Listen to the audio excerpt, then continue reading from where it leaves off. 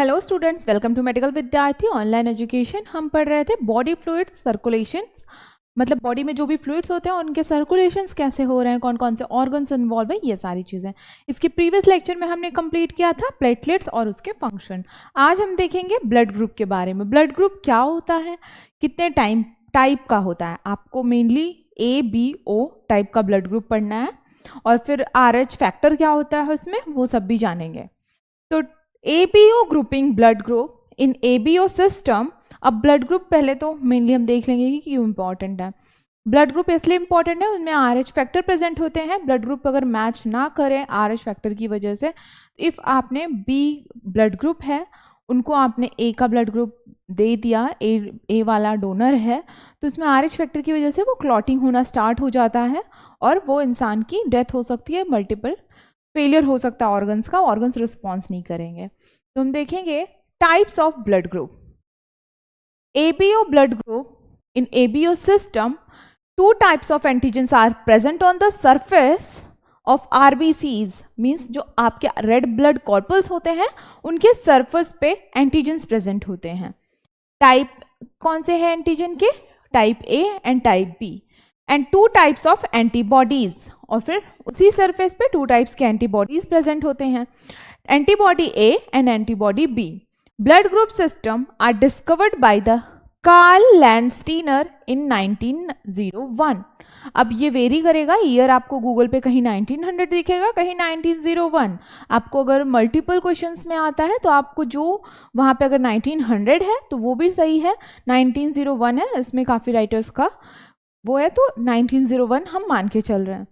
Determination of blood group ABO depends upon the immunological reaction between the antigen and antibody based on the presence of absence of antigen A, antigen B. Blood is divided into 4 groups given in the table. अब वो table कौन सा है? ये है। पहले मैं आपको टेबल एक्सप्लेन करूंगी, देन हम थ्योरी पे स्विच करेंगे। आपको मेनली दिख रहा है यहाँ पे A, B, AB and then O, ये ब्लड ग्रुप है। अब एंटीजेंस के और एंटीबॉडीज की प्रेजेंस में कौन डोनर होगा, कौन रिसीवर होगा, ये हम जानेंगे। एंटीजन जो है A होगा और एंटीबॉडीज क्या होगी उसमें फिर B। अब इनको कौन डोनर हो सकता है, A को कौन कौन ब्लड दे सकते हैं? A को तो पहली मेनली A ग्रुप जिसका है वो देगा, या फिर यूनिवर्सल डोनर जो O है वो दे सकता है। अब O क्यों दे सकता है? उसमें कोई भी एंटीजन नहीं प्रेजेंट होते हैं, मेनली एंटीजन को ही देखा जाता है, उसमें कोई भी एंटीजन नहीं प्रेजेंट होते हैं, इसलिए O यूनिवर्सल डोनर माना गया है। अब B ब्लड ग्रुप है, उसमें एंटीजन B प्रेजेंट होगा, एंटीबॉडी A प्रेजेंट होगा। अब डोनर ग्रुप कौन सा होगा उसका? ग्रुप A नहीं दे सकता, आपको B वालों को B ग्रुप का या यूनिवर्सल डोनर आपका A ही दे सकता है blood.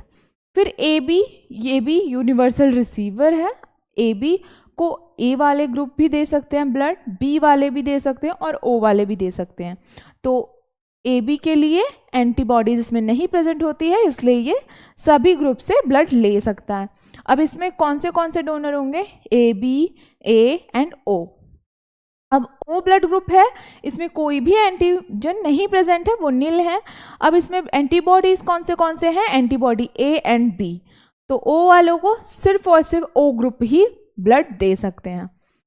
AB positive is the universal acceptor blood group contains AB and RH antigens, contains no antibodies. अब एंटीजन और एंटीबॉडीज का क्या है?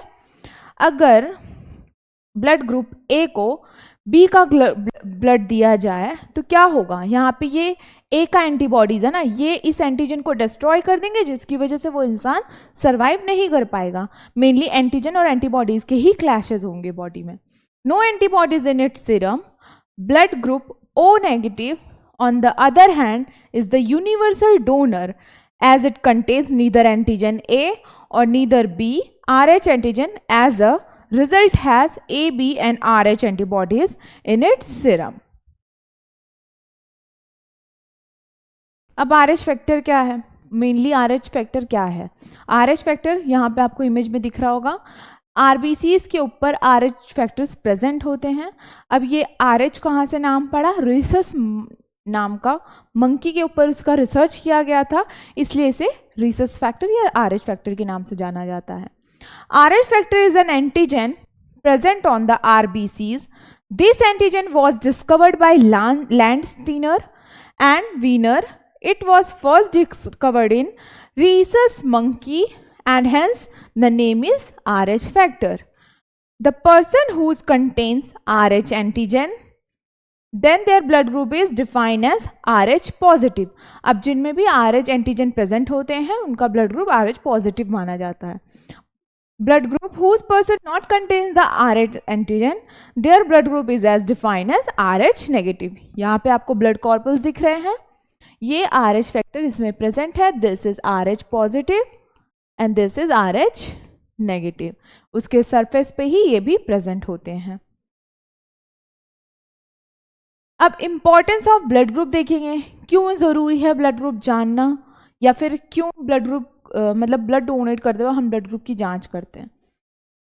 Bye the blood group determination we found out suitable donor and suitable recipient and remove the agglutinations problem with any other of blood group. Means हम आपको बताया मैंने antigen antibodies का क्या रोल होता है, हम उससे ही सुटेबल डोनर और रेसिपिएंट्स की पहचान कर सकते हैं।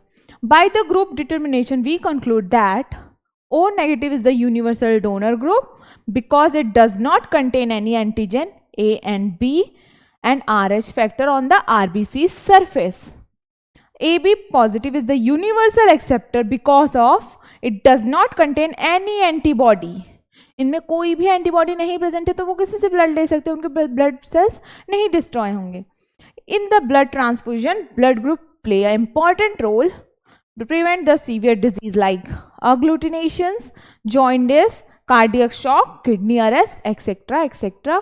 क्योंकि अगर ब्लड ग्रुप मैच नहीं करेगा बॉडी प्रॉपर रिस्पॉन्स नहीं कर पाएगी, ब्लड क्लॉटिंग स्टार्ट हो जाएगा। हम थोड़ा सा ब्लड क्लॉटिंग के बारे में डिस्कस करेंगे। Firstly coagulation of blood means blood clotting कैसे होती है, कौन कौन से उसमें रोल, मतलब कि क्या क्या रोल उसमें होता है, किन किन चीज़ों का रोल होता है, इंपॉर्टेंट क्यों है, ये सारी चीज़ें। Blood clotting or coagulation is an important process that prevents excessive bleeding when blood vessels injured. Blood clotting बहुत ज़रूरी है। क्यों ज़रूरी होती है? क्योंकि आपका ब्लड कहीं से आपको वुंड हुआ, आपको कट लगा, जिससे कंटिन्यूअस ब्लड ब्लीडिंग हो रही है, ब्लड क्लॉटिंग नहीं होगा तो lack of blood means excessive bleeding होने के कारण इंसान की डेथ भी हो सकती है। Platelets a type of blood cells, मैंने प्लेटलेट्स प्रीवियस लेक्चर में डिस्कस किया था।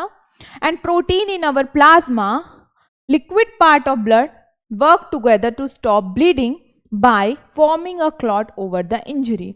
आपने कभी भी देखा होगा यहाँ से कोई भी वेन रप्चर होती है, यहाँ से ब्लड आ रहा है, ये वुंड है, यहाँ पे फर्स्टली प्लेटलेट्स की वजह से पहले वहाँ पे क्लॉट बनता है। तो वो कैसे फॉर्म होता है, कौन कौन से एंजाइम्स उसमें आते हैं, कौन से केमिकल्स आ रहे हैं, वो सारी चीज़ें भी देखेंगे।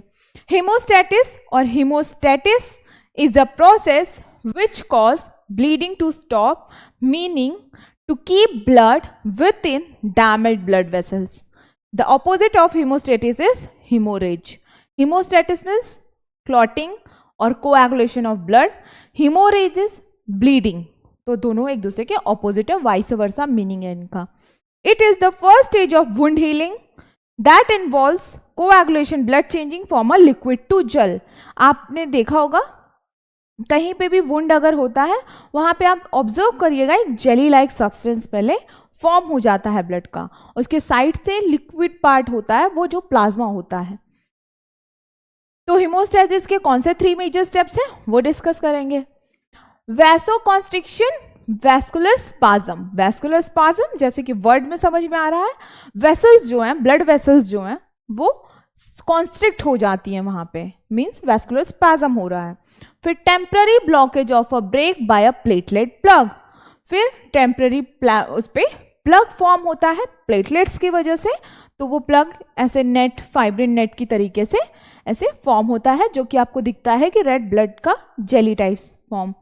Blood coagulation, formation of a fibrin clot These process seal the hole until tissues are repaired. अब ये जब तक वुंड हील नहीं होता तब तक उसको कवर्ड करके रखती हैं. Basic event in blood clotting, the basic event of the process of blood clotting is, यहाँ पे आपको दिख रहा है वैस्कुलर इंजरी होगी. फर्स्टली लाइक यहाँ पे कोई कट लगा, वैस्कुलर स्पाज्म. अब यहाँ पे ये ब्लड वेसल्स जो हैं ये ऐसे कॉन्स्ट्रिक्ट होना स्टार्ट हो जाएंगी. फिर प्लेटलेट प्लग फॉर्म होगा, प्लेटलेट प्लग यहाँ पे फॉर्म होगा. Then blood coagulation. अब ब्लीडिंग टाइम बड़ी होती है कि ब्लड क्लॉटिंग टाइम, तो ब्लड क्लॉटिंग टाइम बड़ा होता है. ये मोस्ट ऑफ एमसीक्यूज में पूछा जाता है. अब है mechanism of blood clotting, means actual body में प्रोसेस क्या हो रहा है ये जानेंगे.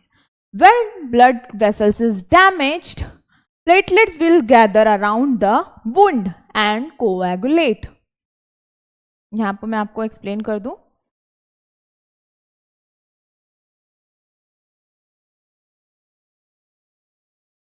इस तरीके से यहां पे एक वुंड हो गया, कट लग गया, तो वहां पे क्या हो रहा है, पहले कट लगेगा और यहां पे कोएगुलेशन स्टार्ट होगा. अब at the same time enzyme call thrombokinase will be released. अब हमारी बॉडी में ब्रेन के थ्रू जो मैसेंजर जाते हैं उनके थ्रू वो थ्रोम्बोकाइनेज एंजाइम रिलीज करेगा. Thrombokinase will convert inactive prothrombin to active thrombin. अब क्या हुआ, थ्रोम्बोकाइनेज की वजह से आपको पता ही होगा एंजाइम किसी भी रिएक्शन का पार्ट नहीं लेता है, वो किसी भी रिएक्शन की कहते हैं ना स्पीड को स्पीड अप करता है, स्पीड डाउन करता है, यही करता है. तो ये क्या करेगा, इनएक्टिव प्रोथ्रोम्बिन को एक्टिव थ्रोम्बिन में कन्वर्ट करेगा. अब thrombin will then catalyse the soluble fibrinogen to the insoluble fibrin. जो फाइब्रोनिजन सॉल्युबल है उसको इनसॉल्युबल करेगा ताकि वो क्लॉट फॉर्म कर पाए. Fibrin will form a fibrous network. अब यहाँ पे फाइब्रिन की वजह से एक फाइब्रर नेट फॉर्म होगा. Trap the blood cells from the blood clot. अब वहां पे जो ब्लीडिंग हो रही थी उन सेल्स को वो ट्रैप करना स्टार्ट करेगा और जेली लाइक सब्सटेंस वहां पे क्लॉट फॉर्म हो जाता है. ये मैं थोड़ा सा अब एक फ्लो चार्ट में भी बता दे रही हूँ. डैमेज हुई ब्लड वेसल्स, स्टिमुलेट क्या किया बॉडी ने, थ्रोम्बोकाइनेज रिलीज करने के लिए. अब थ्रोम्बोकाइनेज सिक्रेट हुआ तो थ्रोम्बोकाइनेज क्या कर रहा है, प्रोथ्रोम्बिन है उसको थ्रोम्बिन में कन्वर्ट कर रहा है. अब फॉर्मेशन ऑफ थ्रोम्बिन क्या है, फाइब्रिनोजन को फाइब्रिन में कन्वर्ट कर रहा है. अब formation of fibrin and blood clotting वहां पे फॉर्म हो जाता है, कंप्लीट हो जाता है यहाँ पे प्रोसेस. पहले हम देखेंगे लिम्फ की composition. Composition of lymph, it is formed by 96% water and 4% solid. Some blood cells are also present in lymph. Lymph 96% watery substance है, 4% other substances हैं. उसमें कुछ कुछ blood cells भी present होते हैं. Solid substance कौन से present होंगे अब? First, organic substance. Second, inorganic substance. Third, cellular compounds.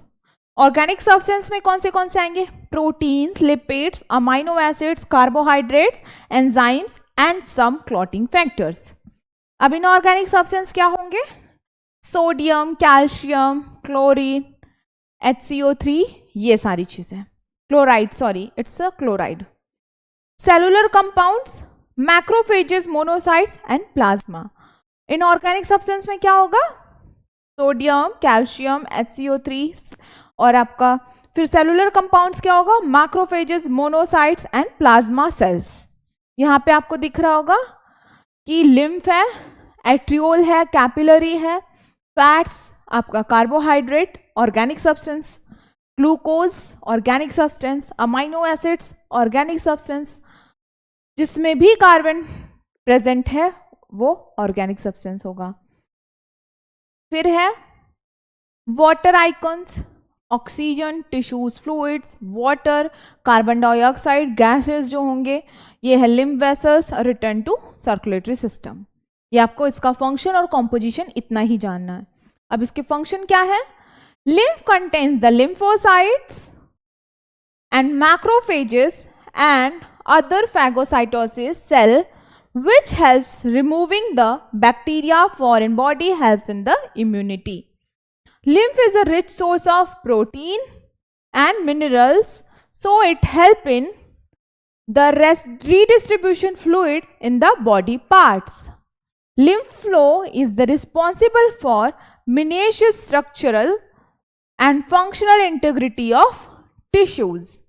Obstruction to lymph flow affects various tissue, particularly myocardium, nephrons and hepatic. Means myocardium heart से रिलेटेड है, nephron आपकी किडनी से रिलेटेड है, hepatic आपके लिवर से related है. Main part of your body means main organs, उन चीजों को ये अफेक्ट करता है. अब हम पढ़ेंगे ह्यूमन सर्कुलेटरी सिस्टम.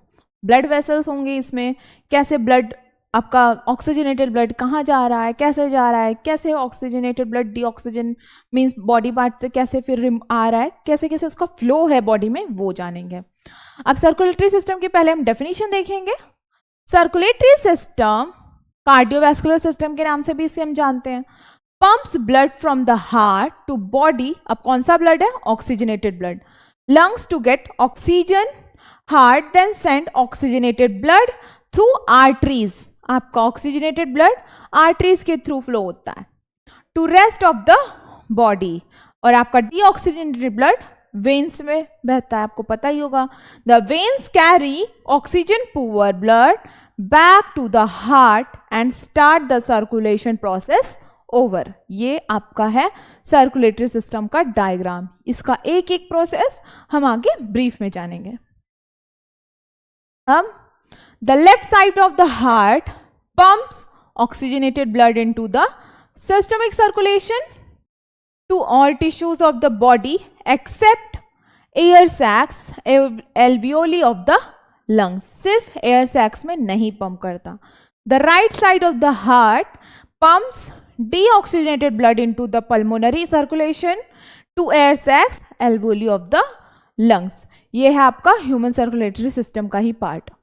इसी के साथ ये लेक्चर यहीं पे समाप्त करते हैं. नेक्स्ट लेक्चर में और भी जो पार्ट्स हैं वो जानेंगे. Coronary, pulmonary circulations, blood vessels कैसे वर्क कर रहा है, सारी चीज़ें. Thank you.